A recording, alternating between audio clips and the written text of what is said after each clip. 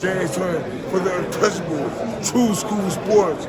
Let's go, baby. Bow! Be careful what you wish for because it can become a reality. Yeah.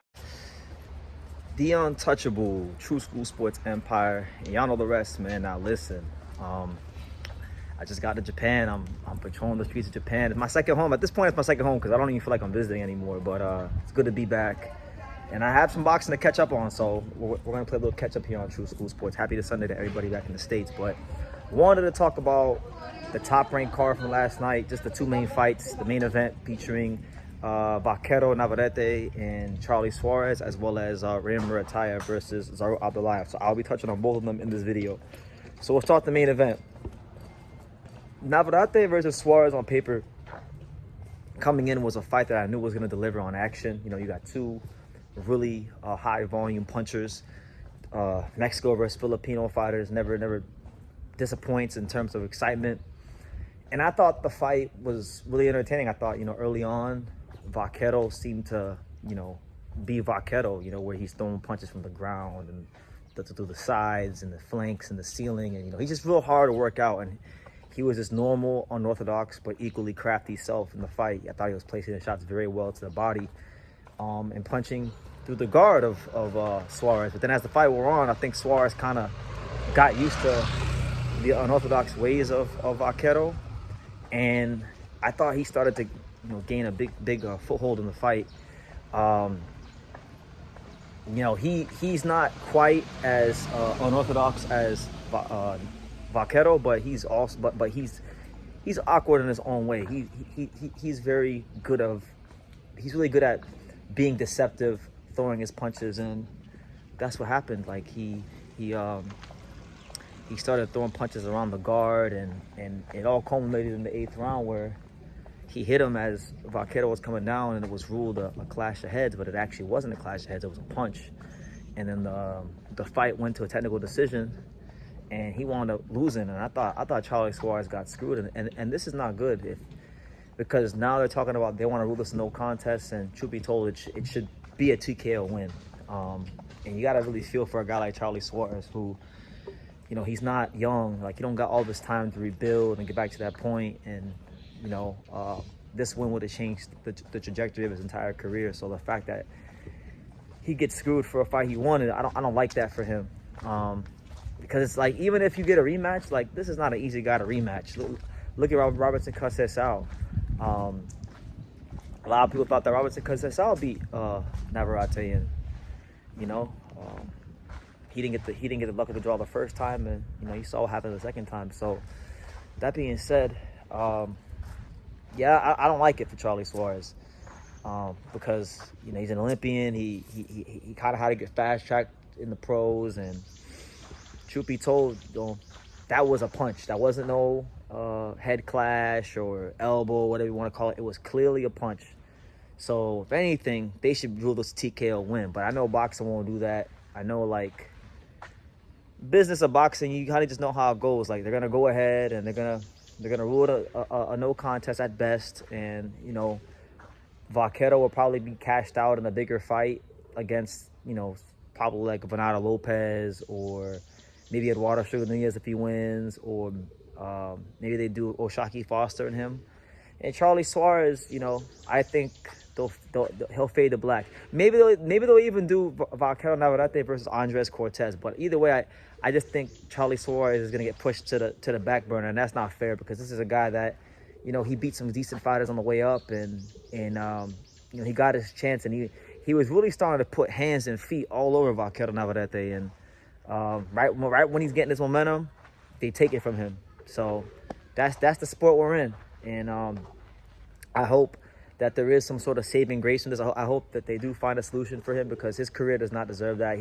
He's never done nothing wrong with nobody. You know, he's a good, hardworking, honest fighter who always comes to fight and leaves his best in the ring. So that's my thoughts on that. Those are my short thoughts on that. He got screwed.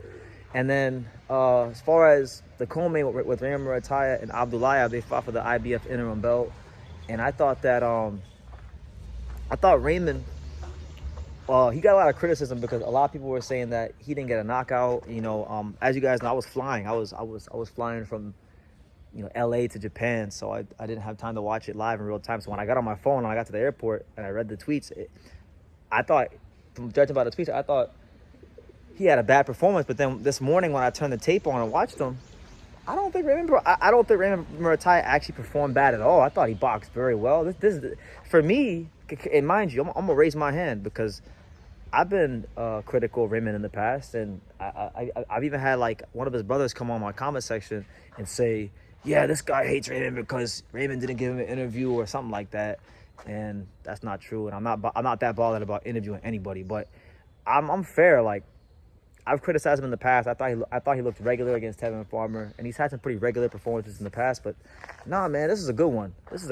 I thought he was sharp. I thought he had a good command of range. I thought he picked his shots very, very well. I mean, look, Zahir Abdulaev, I know Devin Haney knocked him out, which was Devin Haney's last knockout 6 years ago, but you're not going to knock everybody out. And I think for Raymond, him getting rounds and him actually boxing and having to utilize his jab and work through different ranges in a fight, I think that could only build him up and sharpen him up as a fighter as he looks to fight the likes of, now he's Lomachenko's mandatory. We'll see if Lomachenko comes back. And if he does, I don't think Lomachenko's going to come back and fight Raymond. So maybe Lomachenko, maybe Keyshawn Davis, maybe Shakur. I mean, there's options for him. Raymond Muratalla is in that top-ranked bubble.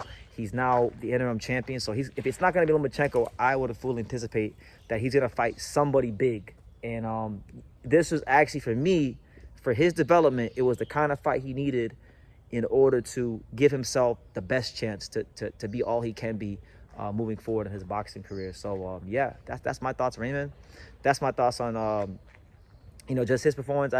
Zahir was a crafty guy. He's tough. So I know Devin stopped him with that overhand right 6 years ago. So everyone just looks at that and they see how pillow fisted Devin is now.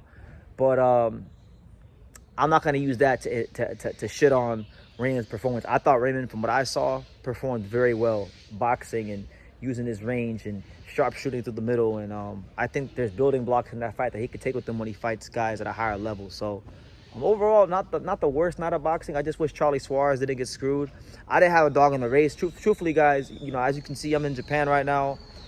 I'm with Team Leo right now as we speak. We're about to go to the gym and put the finishing touches on training camp. So I don't really give a fuck about none of these fights like you think I do. I'm only talking about it because it's my job, and I gotta keep the boxing community in tune with what's going on. It's my job, but I really care about that. But I don't like getting fighters screwed whether I care or not. It's just not. It don't sit well with me, especially when it's a guy like Suarez who is on the wrong side of 30.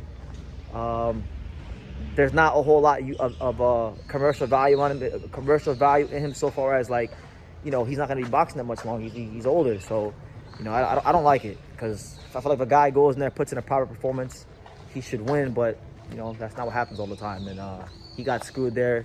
And I think if the fight would have went a round or two more, I think he was going to lay a beating on Vaquero because he was figuring him out. But we'll never know. It's the nature of our sport. So yeah, leave your comments down below. Make sure you guys take the time to subscribe. And like I say in every single one of these videos, you can love me or you can hate me, but I'm just a kid from Dania, and I'm just a kid from Japan too, I guess. So until next time, take care, guys.